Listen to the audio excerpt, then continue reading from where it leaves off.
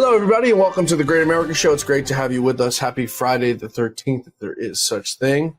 Well, the war is officially underway between Iran and Israel. It's one that the Warhawks here in America have been cheering for and hoping for the past few months. Lindsey Graham posting on Twitter just moments after the attacks that hit in Iran, game on, as if war is some sort of game, and it may be for him because he's part of the military-industrial complex. We're going to get to all that in today's show and so much more. Earlier today, I sat down with him. We're going to bring you the interview, Colonel Doug Macgregor, and he has a very interesting take on how this is going to play off and how it plays here at home and what can possibly happen to us here at home in America and what's going to happen over in Israel and what's going to happen in Iran.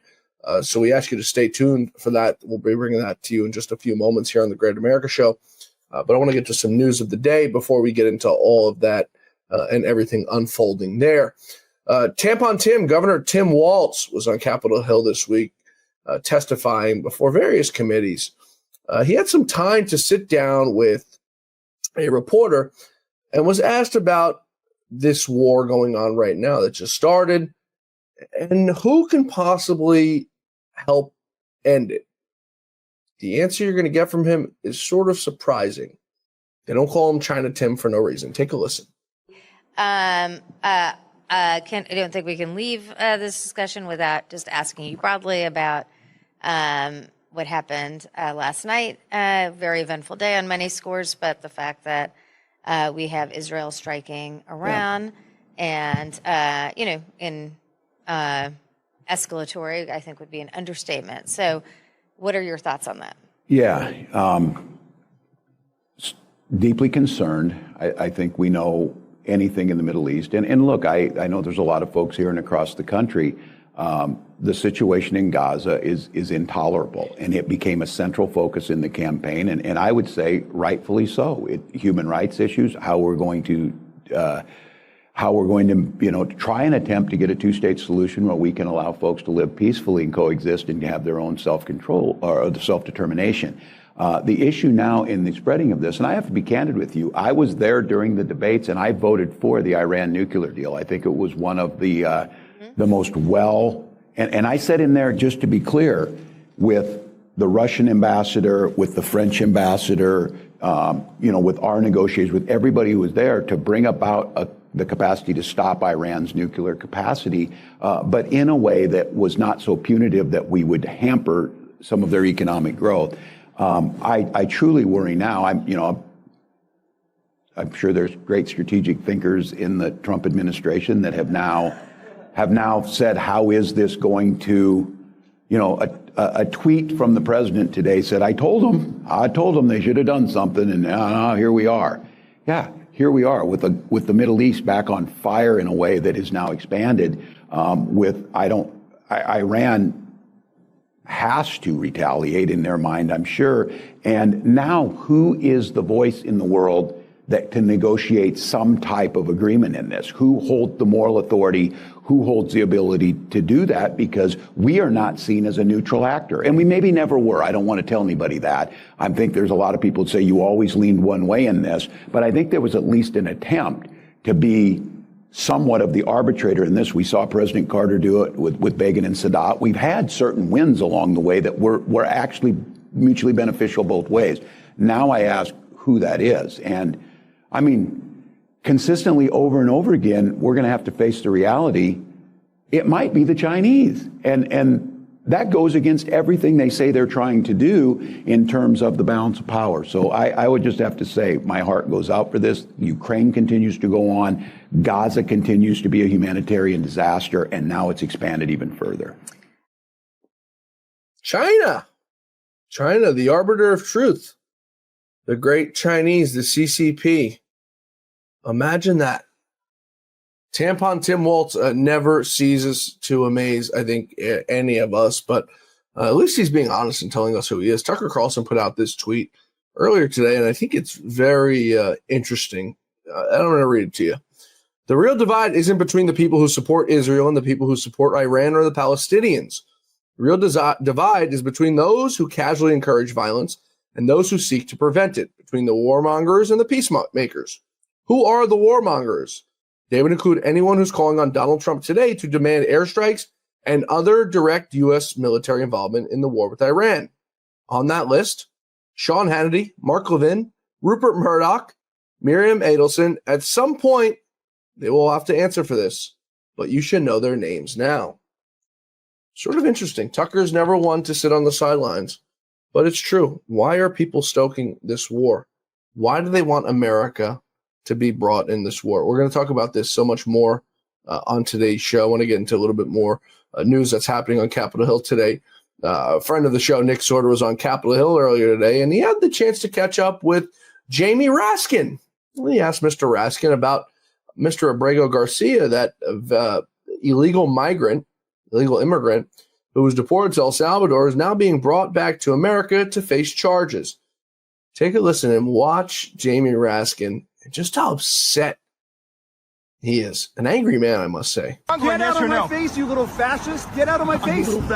Hey, Congressman, quick question for you. So you originally... Hi, my name is Nick. Nick, nice to meet you. I'm from X. I'm from X. So I have to ask you, Wait, you said Kilmar Abrego Garcia. You're going to You voiced a lot of support for him originally. Now he's been charged with facilitating the transport of illegals. Are you still going to double down on that? So he gets due process now? Do you believe in due process? I don't think he... Wait, was he supposed to be here to begin with? Was he illegal? Was he illegal? How did Kilmar Abrego Garcia get here? Trump's judge allowed him to be here. Did you know that? How did he get here originally? Did he come here legally? Your girlfriend. Did he come here legally? Get back to your job, man. Okay, so you can't answer the question. Yeah, no. But you seem a little angry about it. Is that why? Is it because you were made to be a fool out over it? I mean, you were supporting a man whose wife accused him of beating her. Trump's judge allowed him to be in the country. Did you know that? He's not. Trump's judge allowed him to be in the country. He was allowed in the country, and then what? And then what happened? And then what happened? And then he was deported back to his home country. You keep calling him the Maryland father, who apparently beats his wife, which she said on the record that he beats her. Go back to your QAnon meeting. Is it okay with you? Is it okay with you to see illegals smuggling other illegals through the country? Is that what the people of Maryland want? Go back to QAnon. The people of Maryland, you think they want illegal gangbangers? Go back to the people of Mars, man. Go back to wherever you think you're from, all right? Okay, so human smuggling, yes or no? Human smuggling, yes or no? Get out of my face, you little fascist. Get out of my face. I'm not. Yes, you are. All right, well, okay, let's go to Padilla then. Okay, what about Padilla? Are you saying what he did earlier was okay? Going in and interrupting a press conference? Was he a fascist too? Huh? Come on, man. I understand why you're so angry about this, because you look like a freaking fool now. You look ridiculous. Get the hell out of my face. I'm not in your face, bro. You little fascist. You got your little minions pushing me back, so come on. There's something wrong with you, I mean, these aren't very difficult questions. QAnon is calling you. Get back to Do you QAnon. condemn the transport of illegals throughout the country? Do you condemn that? Do you think that people should be smuggling other illegals through the country? Fascist to your Okay, so you have no answer to that. It seems like a pretty... This is a 90-10 issue, Congressman. Do you believe in due process or no? Do you get due process? Do you believe in due process or not? No, answer me one question. Okay, what was the process that he used to get into the United States? Was it illegal? Did he come into the country legally? One yes or no question. Do you believe in due process or not? Yes Absolutely. Or no? Do you? Good. Now, do you believe that? All right, so you're not going to answer my questions. I answered you. Jamie Raskin is a total embarrassment. Fool. I mean, a total fool. The man sat protected and stood up for an illegal migrant and was deported for being a wife beater and being a human smuggler. Now, all of a sudden, he's being brought back to America, and Jamie Raskin wants nothing to do with him. But that's the general sentiment, I think, of these politicians on Capitol Hill. They all say one thing, and they believe another. Truly embarrassing for America. I mean, who votes for these Marxist Dems? Who votes for someone who wants these migrant criminals in our country? It's a question that I ask myself every day when I wake up on how we elect people who show more support for illegals than for the American population, for the American citizen. They care more about the safety of illegal migrants than they do for the American people that vote to have them serve us on the national stage in Congress. So much to get to today, folks. Iran, Israel, the war is heating up, and now it's on.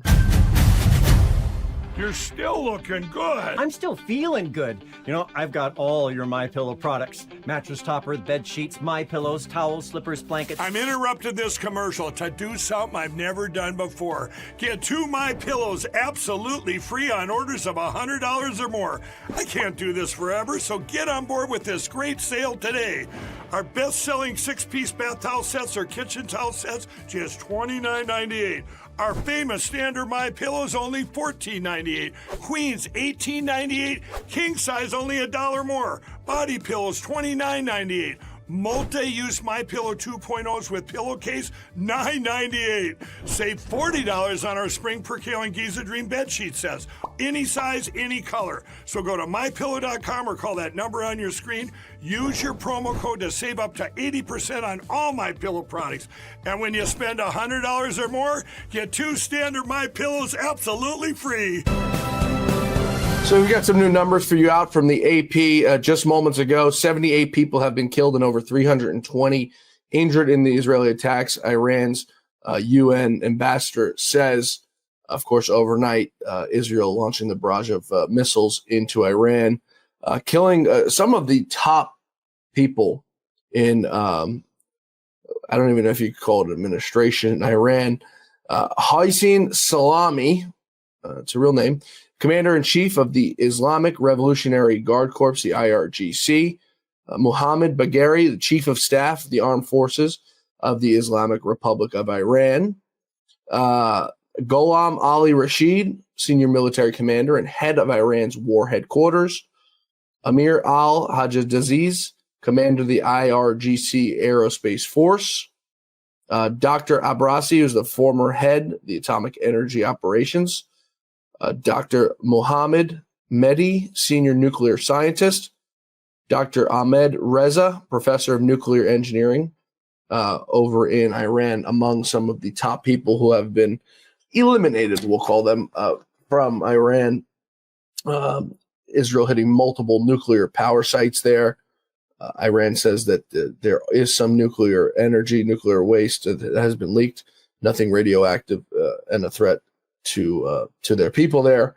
But truly an unfortunate situation as these two now go to war and bring America into the forefront of it. Unfortunately, Dana Bash of CNN spoke with President Trump earlier this morning with regard to some of these missile strikes. Let's take a listen on what she had to say. But didn't say explicitly that the U.S. supported what Israel was doing. So that's how I started a very brief conversation. And he responded by saying, quote, "We, of course, support Israel, obviously, and supported it like nobody has ever supported it." And then he went on to say this: Iran should have listened to me when I said, you know, I gave them, I don't know if you know this, but I gave them a 60-day warning. And today is day 61. And then he said they, meaning Iran, should now come to the table to make a deal before it's too late. And then he said something really noteworthy. He said, the people I was dealing with are dead, the hardliners. To which I just wanted to underscore. So what you're saying is Israel has now killed the people who you were dealing with. And he said very sarcastically, they didn't die of the flu. They didn't die of COVID. It was a brief conversation, but my takeaway was twofold. Number one, they are really hoping that instead of escalating the situation, which is what most people, our terrific reporters and analysts you've been talking to all morning, believe is possible, even probable, he's hoping that instead of that, this forces Iran to come to the table. We'll see if that's going to happen. He also, he made clear he understands that it could escalate, but he is hoping now that Israel has done what it's done, that it takes another turn and de-escalates. We'll see. It sounds like such an interesting conversation, though brief, and you hit on what seems to be emerging as one of the key questions here, especially based on what Secretary of State Marco Rubio said almost immediately after the attacks began, which was basically this was Israel acting unilaterally. It's one thing if President Trump says this morning that he supports Israel. It's another if he signed off, as it were, on the attacks yesterday, and it's still hard to tell where that line is, Dan. He definitely, yeah, I mean, it's such an important point, John. He definitely did not say, I signed off on this. President Trump has made clear that throughout this whole entire thing that he has tried to negotiate with Iran to make peace so that it didn't come to this. It's been reported that for weeks Israel was planning to strike Iran, so I guess they should have known it was coming. So it's going to be interesting to see. And as I said, in just a few moments, we're going to bring in that interview that I recorded earlier today with Colonel Doug Macgregor, because he has a very interesting take on this, and he's a brilliant military mind, and certainly knows what he's talking about. So now Iran has launched their counter strike on Israel. Let's take a listen in and see what's happening with that. And the terminal high-altitude air defense systems are all going off at the same time, it seems here. The last time this happened, there was a coordinated defense between Israel, the United States, and other countries, including Jordan, to intercept these with aircraft as well. Trey, I mean, it's unbelievable to see what we're seeing going on in the skies above Tel Aviv right now. Yeah, John, Sandra, you saw those live images. Israel is under a massive ballistic missile barrage. I have reported here for nearly 7 years and never seen such an attack against an Israeli city. The amount of air defense that you saw going off there it's unprecedented. So as you can see, missiles landing inside of Israel, inside of Tel Aviv. The Golden Dome not able to stop every single one of them. A question that I've always wondered is what happens when the Golden Dome can no longer keep up with how many missiles are being launched in. And I guess we'll see if hopefully Israel's Golden Dome can hold up against everything that Iran is launching in.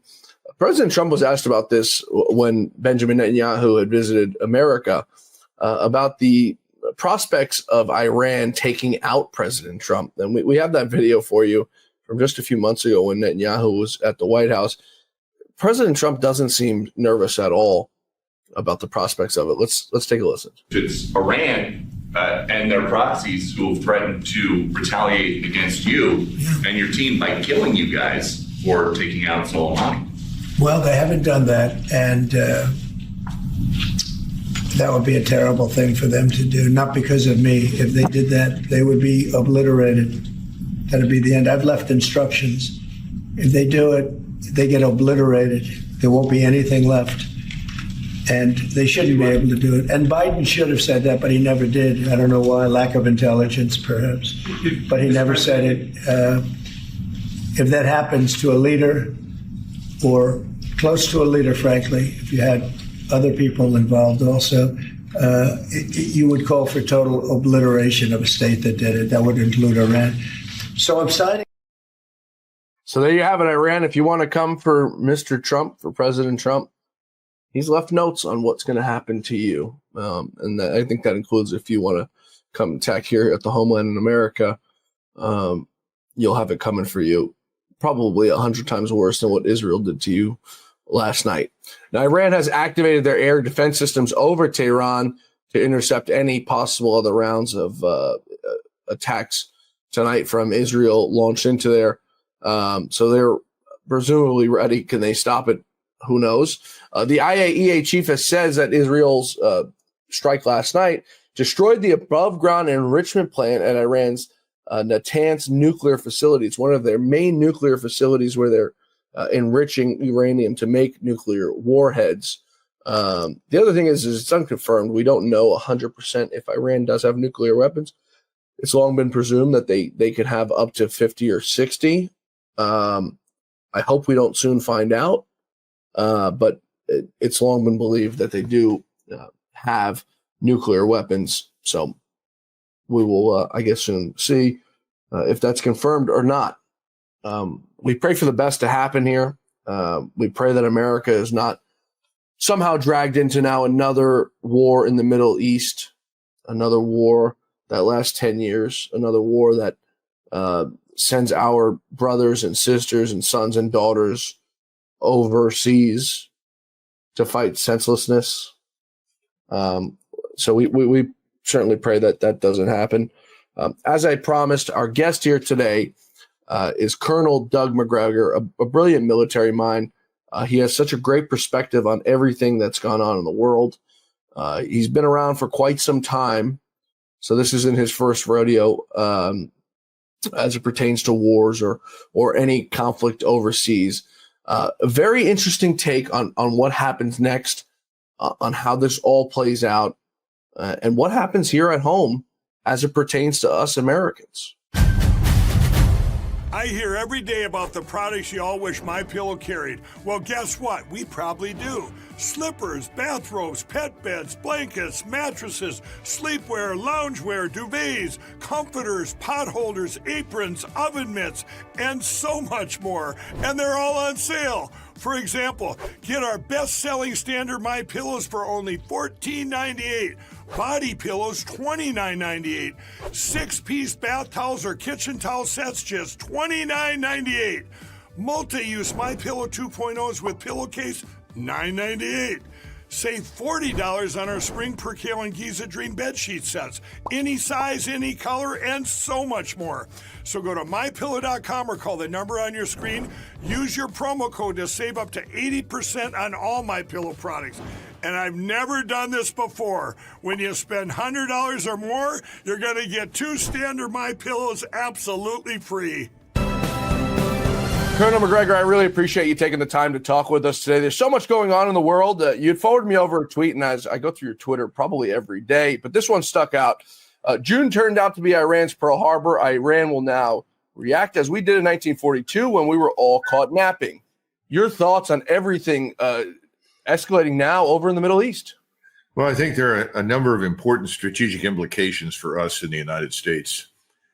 The first is that the Israelis have done something the Japanese did. They struck Pearl Harbor, and the Israelis have effectively done the same thing with an attempt to both decapitate the government and to inflict some measure of destruction on the nuclear enrichment capability. The problem for the Japanese in 1941 was they didn't follow up. They couldn't do anything about Hawaii. They could have. In fact, they should have landed and seized the islands, in which case it would have taken us at least 2 years to regain them.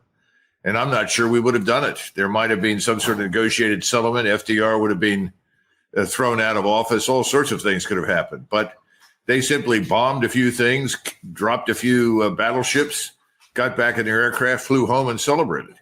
It was a big mistake. We recovered. We didn't recover immediately. It took months, but we did. The same thing's happening with Iran right now. The Iranians were essentially lulled into a false sense of security by Donald Trump and Witkoff and others who conveyed the impression to them that we were actually interested in some sort of negotiated outcome. We weren't. And this has been very damaging to us. It means that no one anywhere on this planet is going to trust anything we say.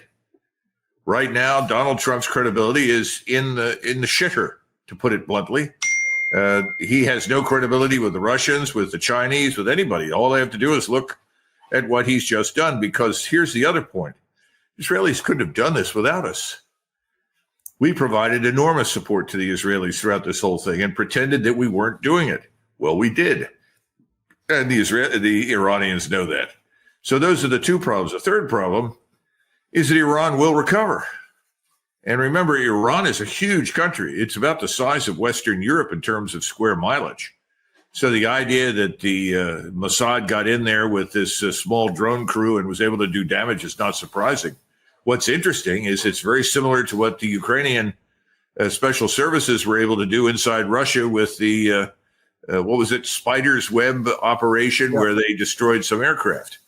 The problem is, in both cases, those are not permanent impacts. Those are in the sort of pinpricks, to be frank.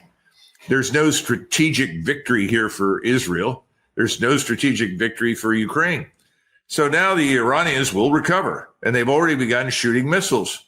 But you know what they're doing? They're shooting the oldest missiles that they have, because it's in their interest for the Israelis to waste their air defense capability on old missiles.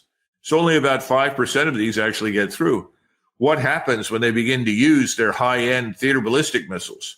with large warheads and hypersonic capability. It's going to look a lot different. So I think Israel is at the beginning of what could be a long war. And unfortunately, everyone in the region is turning against them. And very soon they'll have the Russians and the Chinese backing them because everyone's going to reach the same conclusion. You can't believe anything the Americans tell you. The Americans will sell you out in a minute. We can't trust any agreements we make. Therefore, we have to stand by Iran to the bitter end. Because if we allow the Iranians to go under, well, then we're next.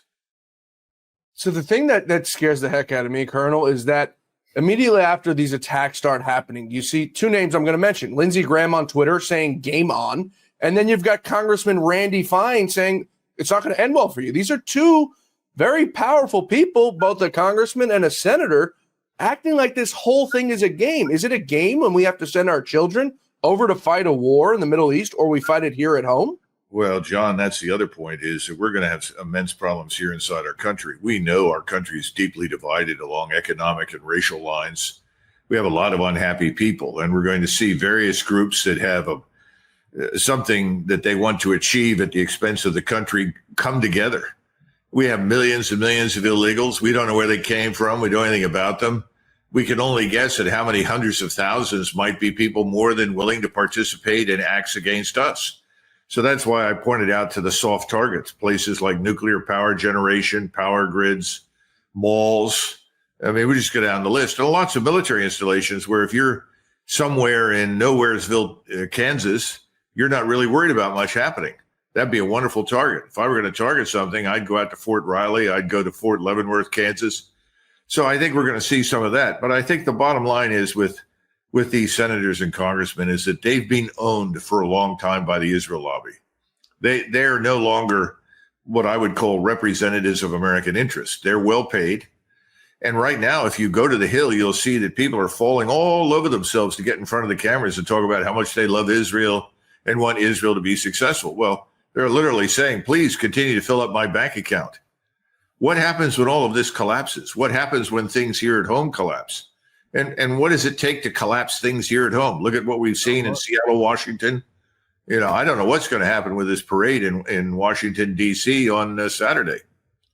It scares the heck out of me. It really does. And that's why I asked you to come on. I know you're short on time, so I just want to get your take. How does this progress? Does this war, you'd mentioned some places here at home. Do you think this war now comes to America? America's from Iran, they've said, you know, we're not letting America off the hook in this. It's a war that I think was totally unnecessary. Does this now strike home?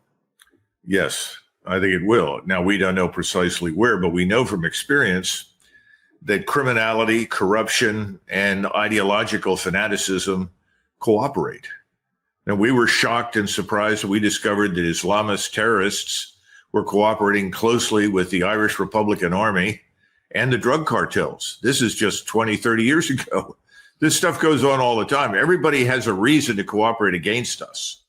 So this is going to get worse here at home. And all I can say is what I pointed out. I wanted to bring home all the ground forces, because if we don't bring the ground forces back here with millions and millions of people that we're trying to remove from the country, there's no chance of success. You've got 1.2 million illegals in Los Angeles alone. What are you going to do that? You got all 21,000 ICE agents going to remove them? Come on, wake up, smell the coffee. We've got real problems. We think we're going to fight this war exclusively with air and naval power in support of the Israelis. But that brings you back to the Japanese problem. The Japanese didn't follow through because they couldn't at the time, or at least they thought they couldn't. Well, the Israelis cannot follow through to achieve victory over a nation the size of Western Europe of over 80 million people. Can't be done. So they've left this open-ended. They're expecting us to walk in and do what? End it for them? Yeah. Well, I don't see that happening. I think you're a brilliant military mind, which is why I always enjoy talking to you. Before we wrap, I want to ask you this one last question. Why, and this comes to my mind, why, if Israel's going to start blowing up their facilities, they're going to start killing people, why do they do such a small-scale attack to start it off, like you had mentioned about Pearl Harbor? Why not go balls to the wall in the first thing and blow up their nuclear facilities to the maximum amount of capability you possibly could have before they can hit you? Well, remember, the Japanese assumed, because there had been so much resistance in the United States to a draft, that we had no stomach for a fight. I think you have a similar attitude in Israel. They look at the countries around them and they say, well, these are backward people. They don't spend on defense the way we do. They don't master high technology the way we do, which is misleading, by the way. They don't really want to fight.